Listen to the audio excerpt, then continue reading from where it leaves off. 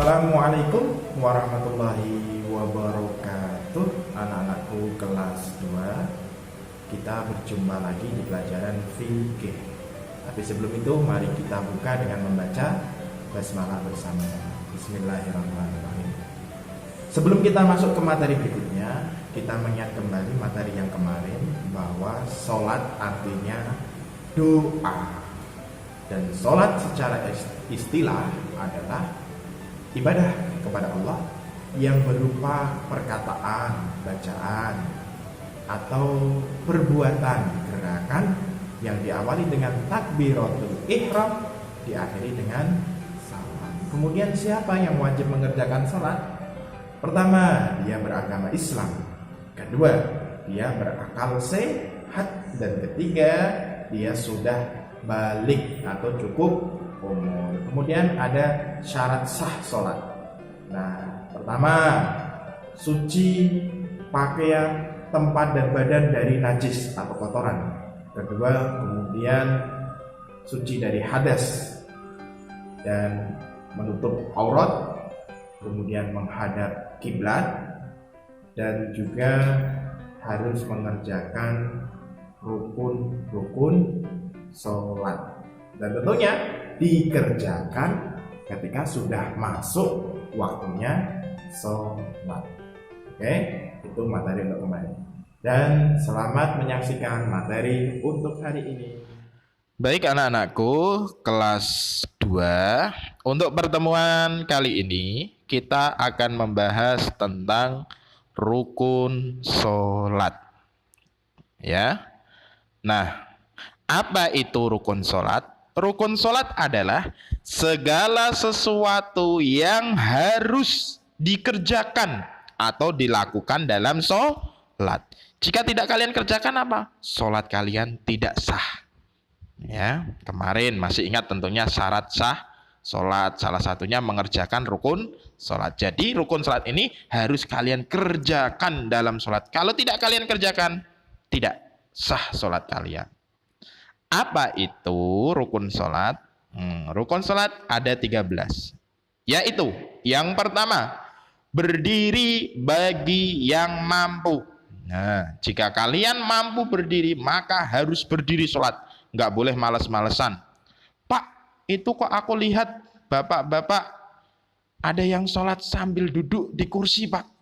Wah, itu kenapa? Karena dia tidak mampu, kemungkinan dia sedang sakit, atau dia memang tidak kuat berdiri karena sudah tua. Nah, itu boleh. Misalkan kita sedang sakit nggak bisa berdiri, boleh sholat sambil duduk, bahkan boleh sholat sambil berbaring. Nah, itu nanti pelajaran kelas 3 kalau nggak salah. Ya. Tapi kalau kita masih kuat berdiri, harus berdiri. Kemudian yang kedua, kita harus niat. Nah, baca niatnya, ya toh. Walaupun boleh niat cukup di dalam hati, tapi alangkah baiknya niat ini dibaca, ya toh, secara lisan. Untuk apa? Untuk menguatkan niat kita.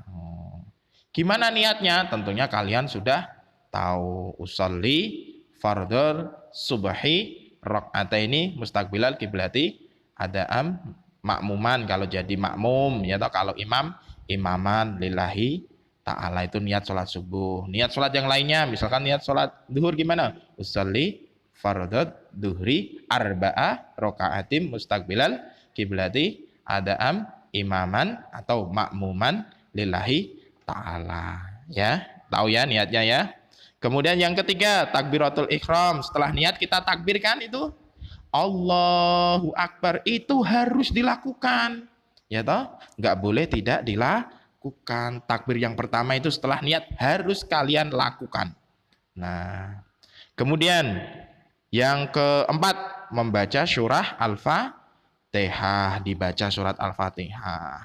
Lah kalau berjamaah gimana, Pak?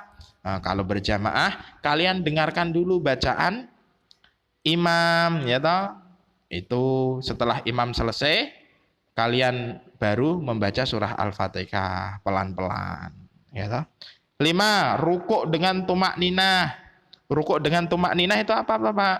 Kita rukuk dengan tenang, nggak boleh buru-buru, ya toh. Harus tenang. rukuknya. Harus diam sebentar ketika rukuk. Nggak boleh, Allahu Akbar, saya mau mana, nggak boleh itu terlalu cepat, tidak boleh. Harus tenang. Gerakan salat itu harus dilakukan dengan tumak ninah, tenang.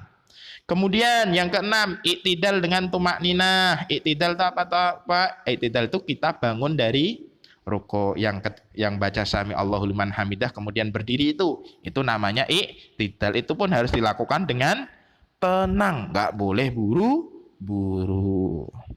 Selanjutnya ketujuh, sujud dengan tumak ninah. Nah, sujud juga harus dengan tenang, nggak boleh buru-buru. 8, duduk di antara dua sujud dengan tumak ninah. Duduk itu yang baca Rabbighfirli warhamni wajburni warfa'ni warzukni wahdini wa'afini wa'fu anni. Itu juga harus dilakukan dengan tenang, nggak boleh buru-buru.